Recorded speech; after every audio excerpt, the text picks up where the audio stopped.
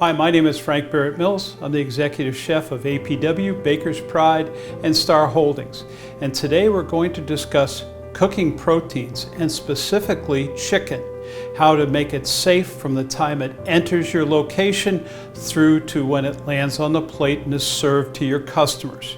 We will take it step by step from temperatures, location in your walk-in cooler, sanitation, and everything in between. So let's start. As I mentioned, we're going to talk about chicken protein. It is the most consumed protein at this time. And during the pandemic, the cost of chicken has been most reasonable and the supply line has been excellent. So we will talk about chicken today and that safety, but this is the product that has the most challenges, is most time and temperature affected. Make sure that you follow the rules in the video to come and you'll be safe and happy. First things first, all your workspaces need to be sanitized, and they should be washed with soap and water and dried. And then a sanitizer like this, and this happens to be our water, can be sprayed over the surface and allowed to sit for about 30 to 45 seconds before you use the location. All of your cutting boards need to be washed and sanitized and allowed to air dry. Your knives, the same thing before you get into working with chicken. Here we're washing the counter with warm soap and water. And now we'll rinse. Now with a clean, wet cloth, we'll take off all the soap and give it a quick dry. And then we'll take your sanitizer, we'll spray, and this will dry in somewhere between 30 to 45 seconds. And we'll let that sit and we'll be ready then to use the surface. We're going to talk a little bit about receiving and handling your chicken all the way through to your walk-in cooler. The first thing is you want to make sure that your vendor is certified and is delivering safe chicken. And the best way to tell that is when the chicken shows up. If you're buying frozen chicken, there are no ice crystals in the bag and it's not fogged over in white. That tells you that it was time and temperature stressed. It was allowed to defrost and refreeze. So you want to be careful with that. If you're receiving chicken that's fresh, it can't be above 41 degrees. And the way to check that, and most chicken comes in bags today, so you wouldn't stick your probe thermometer into the bag. You would take your probe thermometer and put it between two bags of chicken and read the internal temperature. Don't be afraid to refuse product if it's incorrect temperature. That is the beginning of an epidemic if you don't take care of the product on the way in. When you serve it, it will be affected and your customers will be affected. So we've received it, it's safe. It needs to go to the walk-in cooler immediately. It can't sit out on a loading dock or in a back room for a period of time. Not only do you worry about time, you worry about rodents, you worry about contamination, whether it be cleaning liquids or like. You want to get it into the walk-in and do it quickly. You don't want your vendors going in your walk-in cooler. You don't know where their shoes are and alike and where they've been and where their two-wheelers have been. You need to take it from your loading area, which should be clean, into the walk-in cooler by an employee. And it needs to go on the bottom shelf of your cooler. Chicken needs to be on the bottom for two reasons. It has a tendency to drip, and secondly, it's going to be the highest temperature product you need to cook. And we have a list here that you're going to see on the screen of where each product should be on the shelving.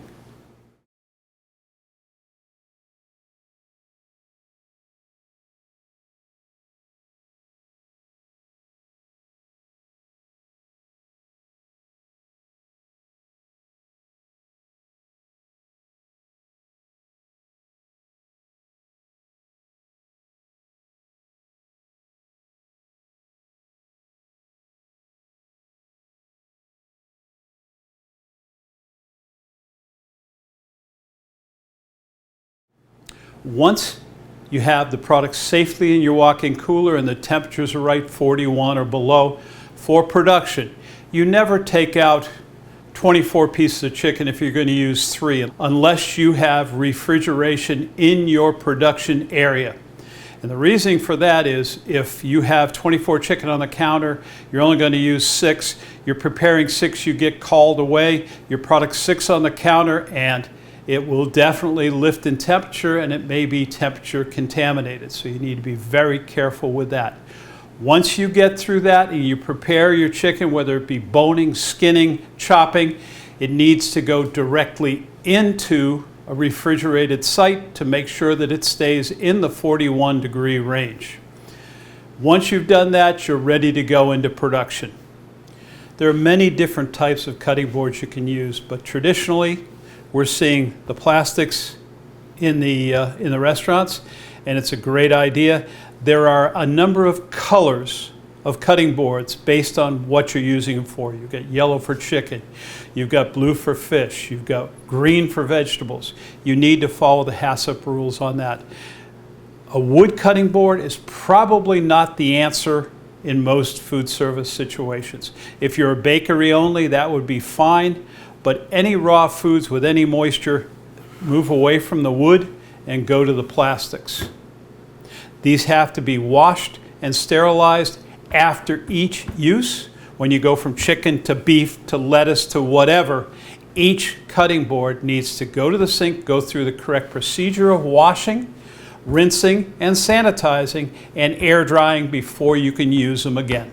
There are a number of different types of thermometers, and you need to use a thermometer daily with every product you're working with.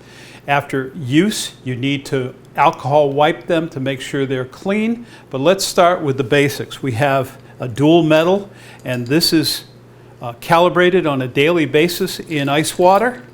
And you would look to see that it reads 32 degrees or very close to it in the water. If not, there's a bolt on the bottom, and you turn it till it hits 32 degrees.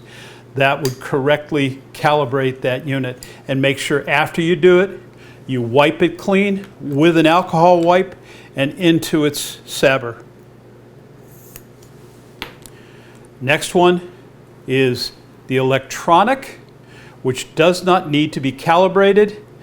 They're wonderful little units. There are 2 different types. There's one that reads temp, and there's one that reads instantaneously the temp.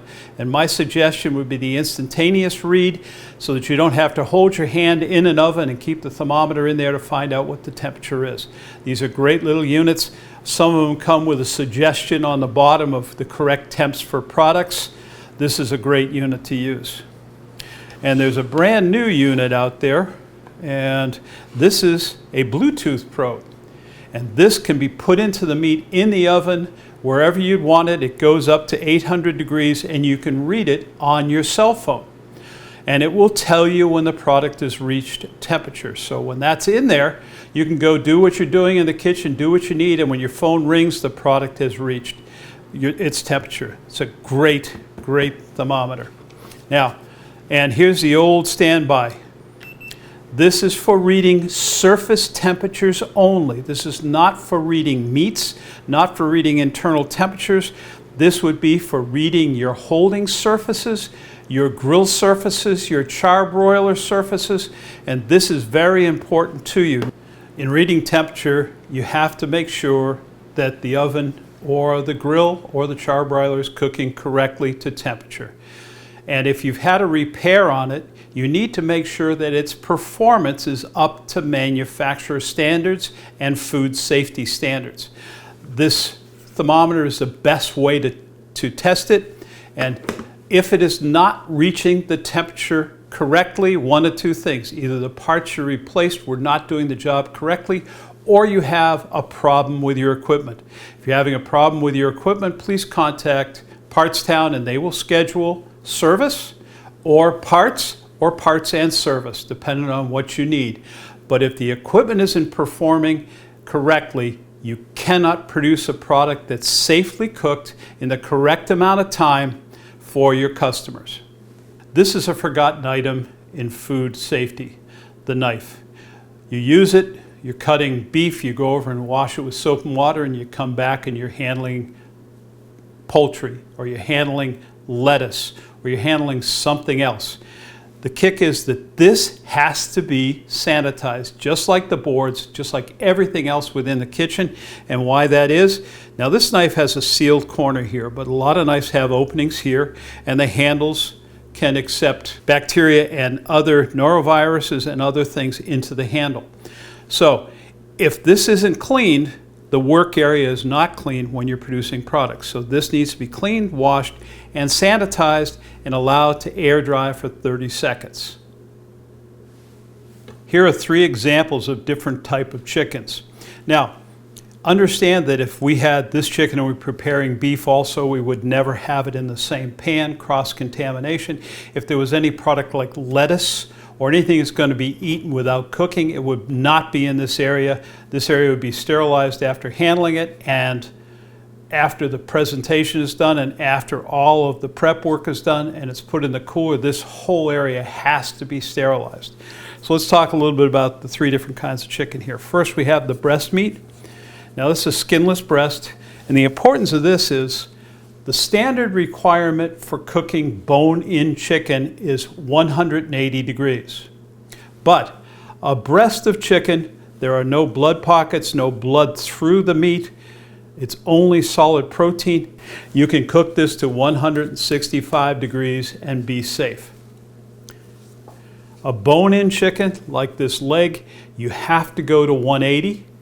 It will obviously cook quicker than a whole chicken, but it has to go to 180 at the fattest part of the leg. And then you have the full chicken. Now the full chicken requires a couple of things. First of all, it needs to be trussed, and the reasoning for trussing is the breast meat will be pulled together. That's what cooks first. And if you let it spread out, it's going to overcook. If you pull the legs together and truss it, that will keep the breast meat tight and it will cook better. This traditionally will take about 1 hour and 15 minutes to cook, and when you're reading the temperature of a piece of chicken, when you're cooking it, to make sure it's done, you need to read between the leg and the chest down into the thigh. And the reasoning for that is there's a blood pocket right at the top of the thigh. And that blood pocket will not change from red to clear unless it hits at least 170 degrees. And our suggestion is 180 degrees at the blood pocket, at the thigh, for cooking whole chickens. You don't read in the breast. That would be a read that would give you a false read to the worst part, which is where the blood pocket is. So you're going to truss, and you're going to roast, and you're going to check between the leg and the breast and down into the thigh to make sure you get the correct temperature. And always, and very infrequently do I say always wear gloves. And there's a reasoning for this. It's not about protecting your customers, even though we want to do that. It's about protecting you as the operator. Chicken has salmonella in it. That's why we cook to that temperature. It's prevalent in chicken all around the world. It's something you do not want to get. You do not want to get salmonella. So handling it with gloves, making sure right after you finish handling the chicken, you pull the gloves, wash your hands, sanitize. If you're going to a next product, put a next set of gloves on. If you're working with chicken for 4 hours or more, in some places that's all people do, you need to change your gloves every 4 hours. On top of that, if you leave the area for any reason, to go to the bathroom, handle cash at the register, have a meeting, whatever, these products need to go back into the refrigerator. You need to take gloves off, and when you come back, wash your hands, sanitize them, and then get gloves on. Never walk from the zone and come back to production. Now I've re-gloved, sanitized the area, and I'm bringing cooked product in here. So if you're handling rotisserie chicken and you've done the setup for rotisserie, it's gone to the oven and now you have it back, or chicken breasts or legs, this area has to be cleaned before you put prepared product on it. So we would check again temperatures, 180 degrees, 180 degrees to make sure everything is at the right temperature. And you'll note there's no products around me, no raw products at all. This has to be pristine by itself. This is now classified as a food ready, and food ready gets nothing around it. So you've got the chickens now. These will go directly into hold. Now let's talk about hold a little bit. In holding of chicken, the laws are very clear. You're either holding it above 135 degrees or you're 41 or below. In between is the danger zone, and at 75 to 120, you've got all kinds of growth that can take place on foods and specifically chicken. So we're holding at 135 or above. Now, that leads to where you hold it. If you're holding it in a holding box, you want to make sure that you don't only agree with the thermometer on the holding box. You need to check the temperatures with either a gun or a surface temperature probe, one or the other, to make sure that holding box is working correctly. Once you're sure it's working correctly, if you're holding only roasted chicken in that box, you would make sure that the moisture level was very low, and if you're not opening the door often, you would set it at 140 degrees, which would give you a 5-degree play if you're opening and closing the door a little bit. If you open and close it for service, opening and closing all the time, I would have put it at 145 degrees to protect against the heat loss by the time you open and close the door a number of times. So once we've got that settled and you've set the moisture correct, the hold should be wonderful. Now I want you to understand that if you're seeing your chicken temperature drop even though you're holding at the correct temperature, don't only blame your equipment, but if it is holding and dropping, two things are happening. One, if you've held it too long, and chicken should not be held more than 4 hours. I don't care what chicken it is, 4 hours and done. You can repurpose it if it's been held correctly, or you have to throw it away, one or the other. But let's say you've gone your 4 hours and you were at 165 in the case and you found it dropping and it was now at 130 in the case, and it's almost 4 hours. Well, what's happening is it's not your box traditionally dropping in temperature, it's the amount of moisture drying out in your chicken. Moisture is the vehicle for driving temperature into your products. If you've got a dry product, it's far harder to keep it up to temp. If you're drying it out like chicken will dry out, it will affect the temperature internal, and it would be very hard to hold it above temp without really drying it out. So you need to be very careful with that. The other thing is, if you're finding that your chicken is dropping temperature very quickly, it's most probably the heated holding box. You need to have service come in. That would be Partstown for parts and labor, and they'd make sure that the units were running right. But you need to verify that, and don't serve the chicken if it drops below 135. That's the hold. Now, go to the heated line, whether it be a heated well, a countertop heater, whatever it may be. If you put it out on the service line, two things have got to happen. It's got to be under a sneeze guard, and secondly, it's got to be held at 135 or above, and that's a real challenge in an open container. So you will have to set your holding on the buffet line higher than 145 to make sure it keeps the product correctly. Make sure there's water in those pans and you're keeping that product hot. The kick is you need to check it often. And if it's below 135, it's out of there. And 4 hours is the most on that buffet line. And truthfully, 2 hours should be from a look point of view, because after 2 hours it starts to look a little funky. If there are gravies on those products or sauces, you need to be stirring those during the time it's on the hold, like a chicken cacciatore really needs to be rotated and stirred so things don't dry out. But the bottom line is 135 or above or 41 and below, and there's no room in between. And the Board of Health will pull product if they find that you're violating those rules. And the last mention here is the equipment that you have in your line, on your trucks, in your buffet line. You really need to make sure they're running at optimum performance. That means they're reaching the temperatures correctly, they're holding the temperatures correctly, they're performing the way they should. And the only way to do that is test them out. If they're not working, make sure you get service in to protect your food and your customers.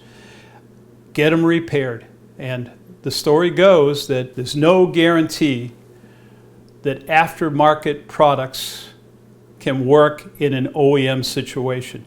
They're generic. They're made for a number of different pieces of equipment. You need specific parts manufactured by the manufacturers of the equipment you're repairing. They've made sure that the tolerances are correct, the metal's correct, and they will work correctly for years to come. So be smart, stay within the temperature zones, make sure your equipment's working right, have fun, serve safe. Thank you.